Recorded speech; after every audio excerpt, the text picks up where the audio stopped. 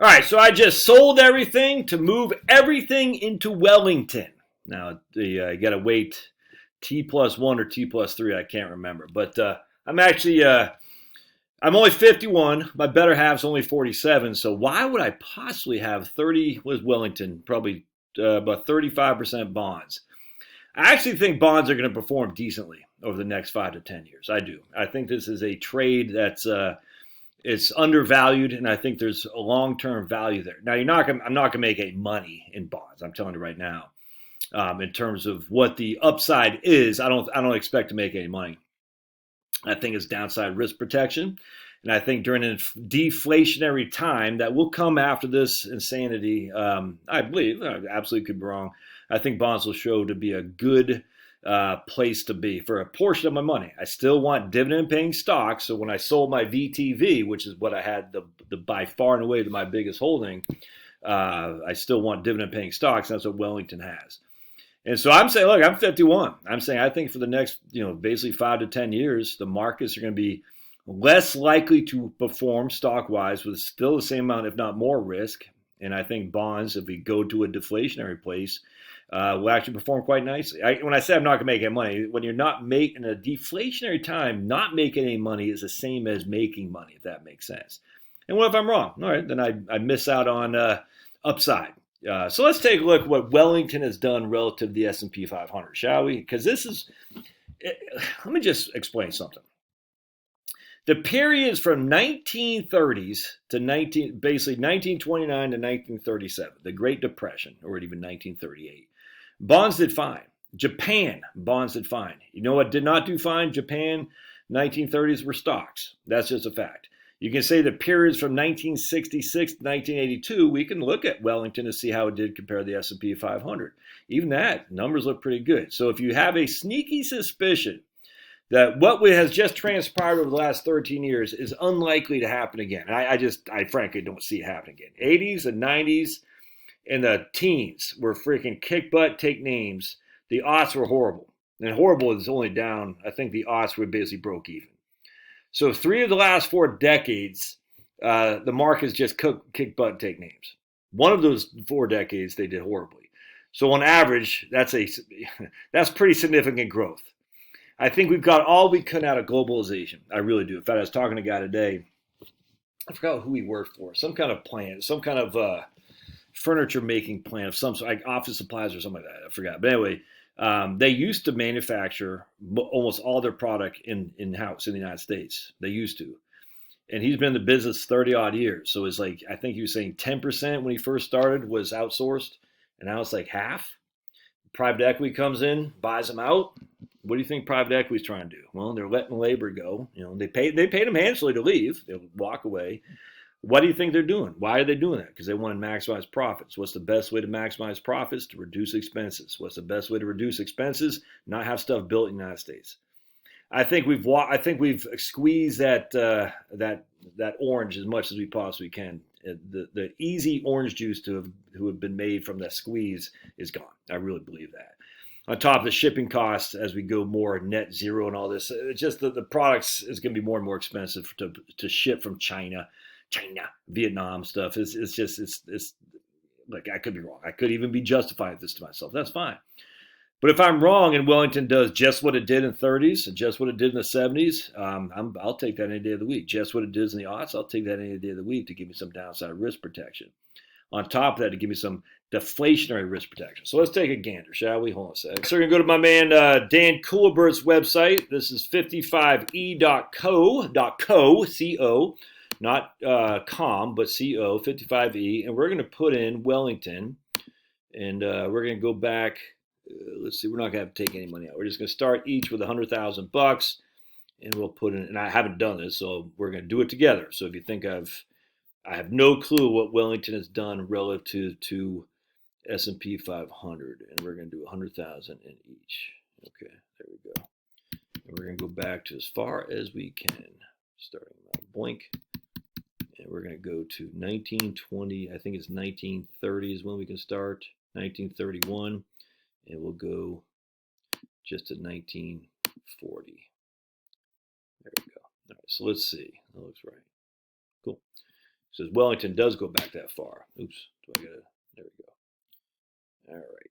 So Wellington in 1931 was down 26%. S&P 500 was down 44%. But inflation was down 9. So net of inflation, S&P 500 was actually down less than what happened in 2008. Tell me that's not crazy. So in 2008, the S&P 500 was down 37%. Throw what 2% inflation there? That's nuts when you think about it. All right, so you can see S&P 500 is down 44. Wellington was down 26. 1932, Wellington was down 1.8. S&P 500 was down 5.8. All right. So at the end of 1937, S&P 500, Wellington was down more than the S&P 500. That's interesting. 1940, S&P 500 was down the beginning of the war, that and that respectively. Wellington was down that. Pretty interesting, actually. So basically, by the time 1940 rolled around, Wellington was worth 140, S&P was worth 127. But look what the cost of goods were. They're less in 1940 than they were in 1931 because of deflation. By the end of 1950, Wellington was worth 328. S&P 500 is worth 304. All right, so it's just the numbers are the numbers, man. We had 20 years where Wellington did better. I think 1954 was when let's see, 1950. Right there, and then 1950 and 51, the S&P 500, that's when they took off. So 1950, 51, 52, 53, look at that. So by this time, the S&P was at 503, Wellington was only at 416. And I don't think it's ever looked back. But let's keep looking here. Let's keep going. Let's see what we got. So here, 1963, Wellington's 1.17, S&P 500 is 2.12 million. That's 32 years in. You're dead. I'm sorry. You just didn't survive that long. And here you go. So by 1967, S&P 500 is worth twice of Wellington. 26 years in.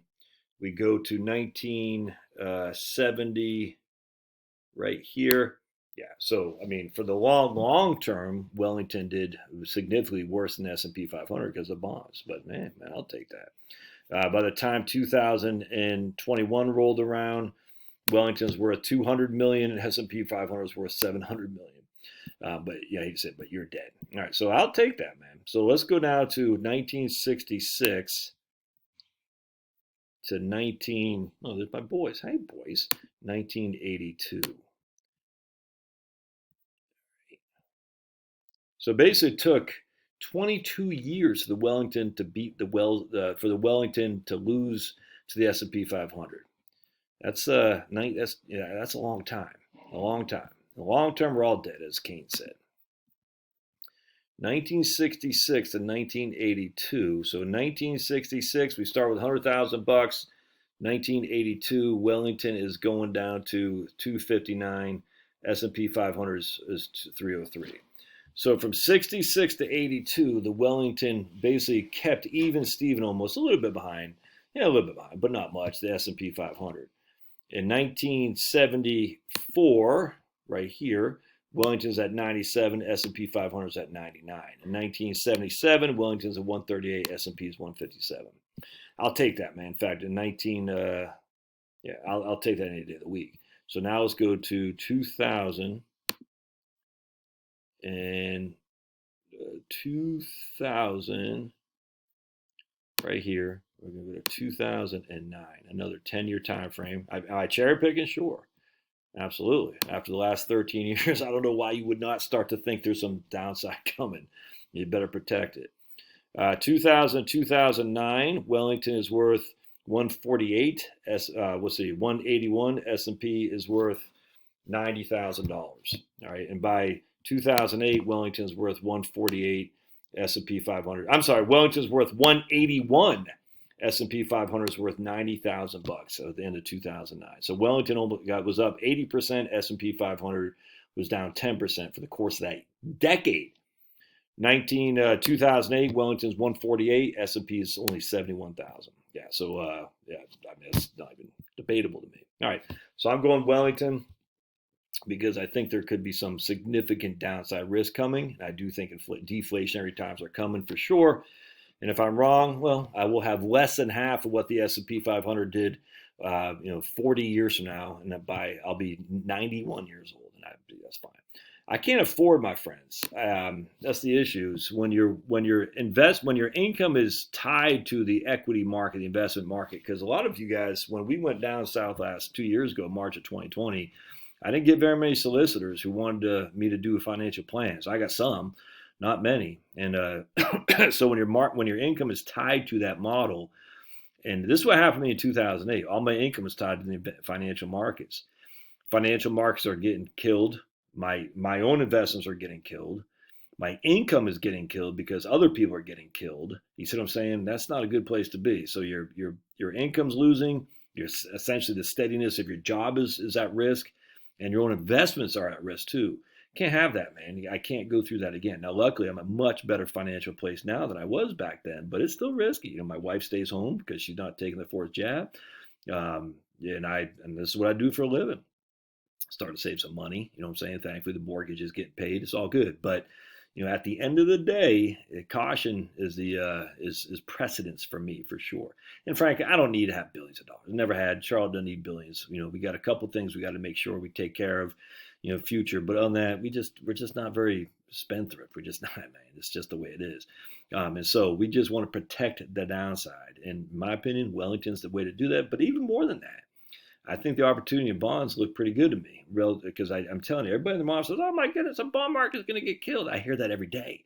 You should see the comments. You should see the emails. I'm like, that just tells me, man, when everybody's looking to the left, you should be looking to the right. And as an opportunity to go against the grain, the contrarian in me says, yeah, it's a good time to do it. Again, I just put the order in. VTV is an ETF. Actually, well, that executes. It's not a mutual fund. That executed her already, so I should be able to go in there, but I think it's still got to settle. ETFs take, what, a day or three to settle before I can buy something. I can't remember. All right, I'll keep you posted. Thanks now.